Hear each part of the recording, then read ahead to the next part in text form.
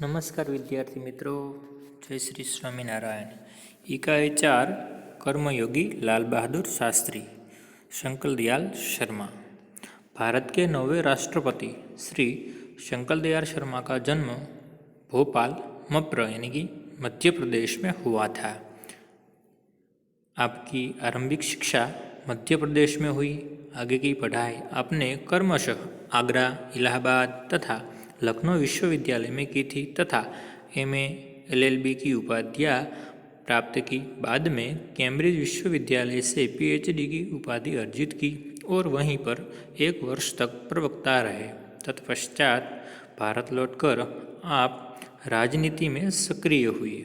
विधायक और सांसद के रूप में आरंभ हुई आपकी राजनीतिक यात्रा राज्यपाल, उपराष्ट्रपति और राष्ट्रपति के सर्वोच्च पद पर जाकर समाप्त हुई।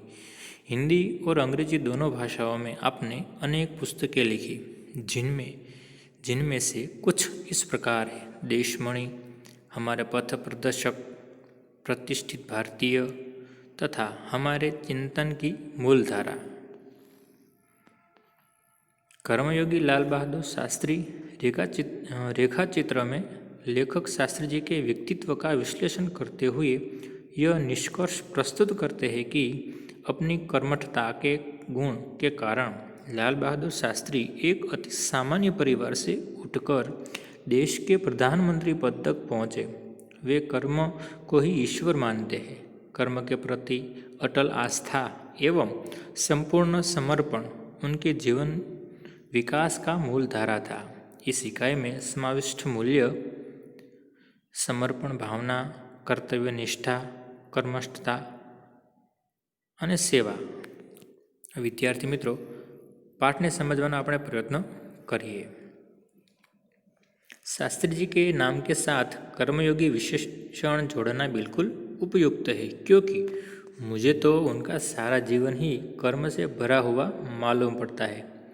અહીં લેખક શંકર દયાલ શર્મા કહે છે કે શાસ્ત્રીજીના નામ સાથે કર્મયોગી વિશેષણ જોડવું ખરેખર મને તો યોગ્ય લાગે છે, કારણ કે તેમનું આખું જીવન કર્મોથી ભરેલું હતું।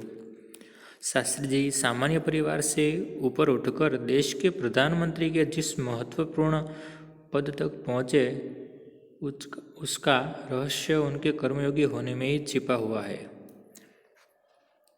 लेखक कहे છે કે શાસ્ત્રીજીના સામાન્ય પરિવારમાંથી આગળ વધી દેશના પ્રધાનમંત્રીના મહત્વપૂર્ણ પદ સુધી પહોંચ્યા તેનું રહસ્ય તેમના કર્મયોગીપણામાં જ રહેલું છે।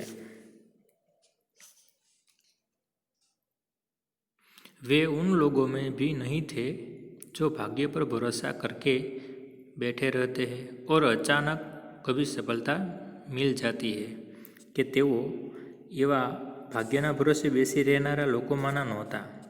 तेमणे अचानक क्यारेक सफलता मळी जाय छे एवा व्यक्तित्व धरावता नहोता,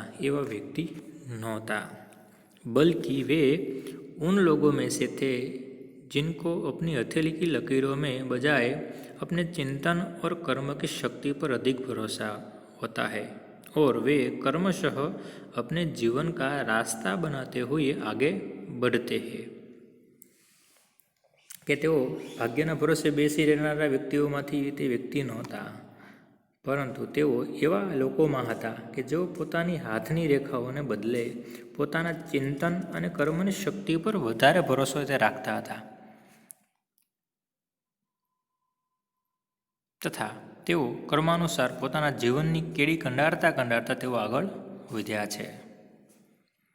शास्त्री जी के लिए कर्म ही ईश्वर था और इसके प्रति बिना किसी फल की आशा किए संपूर्ण भाव से समर्पित रहते थे कि शास्त्री जी माटे कर्म ज सर्वोपरि हतुं अने तेना प्रत्ये तेओ कोई पण फळनी आशा राख्या विना समर्पित रहता हता। यहाँ तक कि जब भी उन्हें फल की प्राप्ति के अवसर मिले तब भी उन्होंने उस ओर हमेशा उपेक्षा दृष्टि रखी कि જ્યારે પણ તેમને ફળ પ્રાપ્તિનો અવસર મળતો થયો ત્યારે તેઓ તેમની ઉપેક્ષા જ કરી છે। उनका जीवन दर्शन गीता के निष्काम कर्मयोगी का प्रतिरूप था कि તેમનું આખું જીવન દર્શન ગીતાના નિષ્કામ કર્મયોગી જેવું હતું। इसलिए मैं समझता हूँ कि उन्हें केवल कर्मयोगी के बजाय निष्काम कर्मयोगी कहना कहीं अधिक उपयुक्त होगा। એટલા માટે લેખક કહે છે કે હું માનું ત્યાં સુધી કે તેમને ફક્ત કર્મયોગી કહેવાને બદલે તેમને નિષ્કામ કર્મયોગી કહેવા વધારે યોગ્ય લાગશે। अपने उद्देश्य के प्रति दृढ़ आस्था, उस उद्देश्य को प्राप्त करने के लिए कर्म का भाव तथा उस कर्म के प्रति संपूर्ण समर्पण, ये तीनों बातें मुझे उनके संपूर्ण चरित्र का जीवन दर्शन में दिखाई पड़ती है कि पोताना उद्देश्य प्रति तेओ हमेशा दृढ़ आस्था धरावता हता। ते उद्देश्यने प्राप्त करवा माटे तेओ हमेशा कर्म करता हता अने ए कर्म प्रति तेमने संपूर्ण समर्पण, आ त्रणेय वातो एमना संपूर्ण चरित्र तथा जीवन दर्शन में वर्णायेली हती। आपने एक भाषण में उन्होंने इसी तरह के विचार व्यक्त करते हुए कहा था, यहाँ तक कि भले ही आप राजनीतिक क्षेत्र या सामाजिक क्षेत्र या किसी अन्य क्षेत्र में कार्य करते हैं, यदि आप उसमें सफल होना चाहते हैं, अपने दायित्वों का पूरी तरह से निर्वाह करना चाहते हैं, तो आपके कार्य और समर्पण तथा भक्ति और कर्म में समन्वय होना चाहिए। एमने જ્યારે તેઓ છે એ એક ભાષણ તેમને આપ્યું હતું, તેમાં તેમણે પોતાના વિચારો વ્યક્ત કરતાં કહ્યું હતું કે ભલે આપ રાજકારણના ક્ષેત્રના હોય, સામાજિક ક્ષેત્રના હોય કે અન્ય કોઈ ક્ષેત્ર હોય તેમાં તમે કાર્ય કરતા હો, પણ તમે જો પોતે સફળતા ઈચ્છતા હોય તો પોતાની જવાબદારીઓ સંપૂર્ણપણે નિભાવવા માંગતા હોય તો તમારા કાર્ય અને સમર્પણ તથા ભક્તિ અને કરવામાં હંમેશા સમન્વય હોવો જોઈએ, સમન્વય થયેલો હોવો જોઈએ।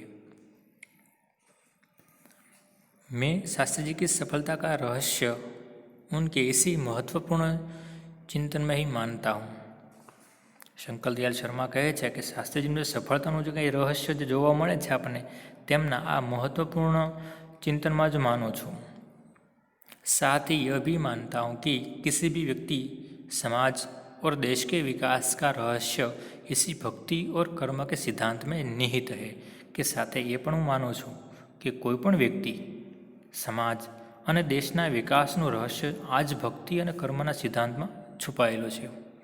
વિદ્યાર્થી મિત્રો, આ પાઠને તમે ઘરે બેસીને વાંચજો, અભ્યાસ કરજો। આશા રાખું કે અહીંયા સુધીનો પાઠ તમને બરાબર સમજાયો હશે। આભાર। જય શ્રી સ્વામિનારાયણ।